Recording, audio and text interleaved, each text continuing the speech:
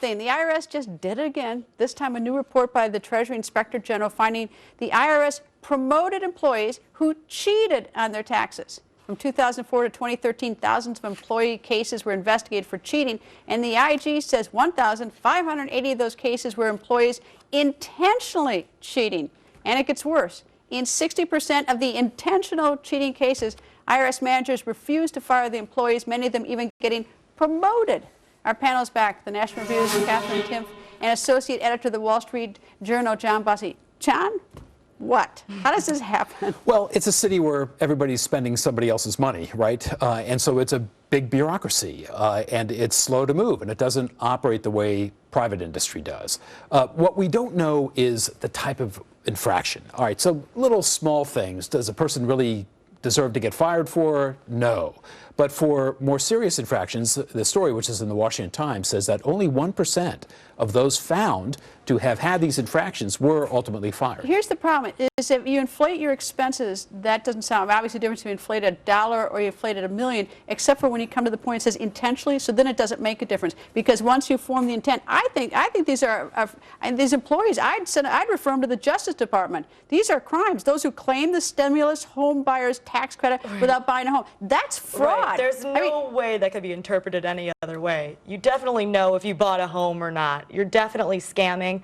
And to keep your job because of mitigating circumstances and get promoted, there's a law that they're supposed to be fired if they do this. But in 60% there were mitigating circumstances. What were those? There's no mitigating circumstance. Like if you didn't buy a house, you didn't know you bought a house. Yeah. What's the circumstance there? Oh, I thought I bought a house.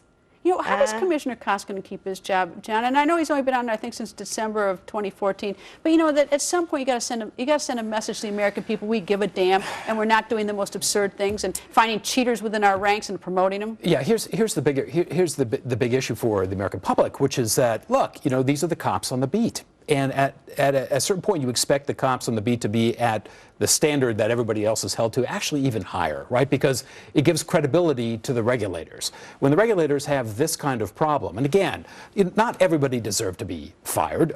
It depends on I think anyone who intentionally cheated deserves to be fired. You know, I got to tell you, intentionally is my key word. You know, if it's a couple of bucks, you know.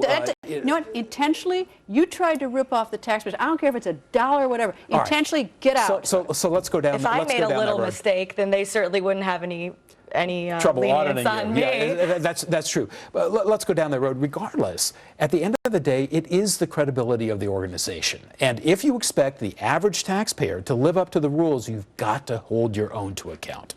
And that just doesn't happen. That's not happening. They don't have to. They don't have any incentive to do so because there's no punishment, clearly. It's not like it's a business where they have to make sure they're hiring honest, good people in order to function and do well and flourish. They just probably didn't want to fire their buddies. I think Koskinen should go with all these problems, these emails showing up with Lerner. I think President Obama should push him out or fire him. And you know what? And I also blame Congress. Their job is for oversight, and they just do aftersight. They hold hearing after hearing after hearing, and we hear this and nothing gets done. It's interesting in this story as well that the IRS response to this was that, look, we'll be more transparent, we'll be more proactive. That was their word. But we want the commissioner to still have discretion in these cases.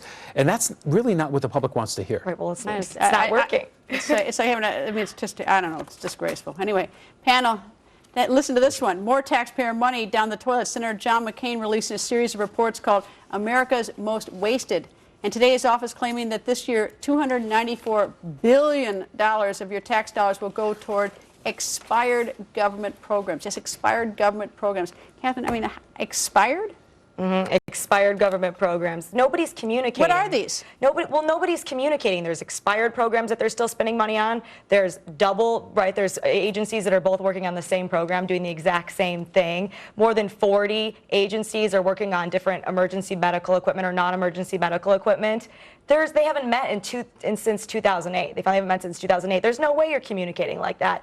It's just, I don't know if it's laziness. I don't know if no accountability, but that's a lot of money just be wasting because you don't want to try to bother to do better. You don't always bother to do about this stuff, Janice. I talked to a lot of reporters, and this one's $294 billion. That's a lot, but we're so used to billion that we don't, like, nobody has any sort of thought of like how huge that is. I mean, you should be out. I hate when reporters say, well, it's only $5 million or something. Right. You know, we've gotten used to these big numbers. That's true. But this is incredible. That's true. Well, you know, let's say $4 trillion in government spending, $292 billion, 7% of that is being wasted, according to John McCain. Do you know what that do That's for a my lot. hometown? I mean, Yeah, that that's kind a of lot. money. I mean, everyone could go to college. In fact, everyone does. No one has to go to college. But They're my going to be fa- so rich. My favorite was in the McCain report was one that he articulated, which was that they're still spending on research for a grant that's expired for the Army to determine the effectiveness of bomb-detecting elephants. So, you know, where did that research go? Why was it initiated? And where did research go? And why are we still spending on it after the program ended? And you know what? And I feel very bad for the American people because you know what? This is terrible. This is terrible that you know no one's doing anything about this. You know, and I mean it's beyond words. Right, and you see it all the time, wasting on this, and nothing is really ever done about it. I mean, the elephant thing is ridiculous. I don't even know whose idea that was. African elephants, Maybe are we should put names on who fostered these. Yes, you know, whose exactly. idea it was. Who thought it'd be great to have elephants walking around and looking for bombs? Who thought that was a feasible idea? And why are we still spending money on it? So McCain has a bigger point, too. Not only is he concerned about the waste, but in an op-ed in the Journal last month, he says, look, you know, we have the sequestration. He's concerned about the military getting less money from Congress over time. And his point is, look, if we're going to be asking for more money, if we're going to seek some relief from the sequestration, we have to make sure that there's not Right, you know, waste. everyone agrees that this is bad. So I don't get, like, if everyone agrees, like, why doesn't it get fixed? I mean, is there anyone who disputes that waste is a bad thing? Because it's a $4 trillion budget. Still, would you like to be a hero? I mean, like, I changed this. We're not paying for these ridiculous things. Yep. Well, or they want to be creative and think they came up with a new idea or a new program that can make them look good. Nobody likes someone who's cutting things, right? It's easy to demonize somebody for cutting things. They're hurting this person or that person or that person. But if you want to talk about consequences, you're definitely being hurt by having your money wasted like this. Hanno, thank you. Pleasure. And up next, I'll ask presidential contender Senator Rand Paul.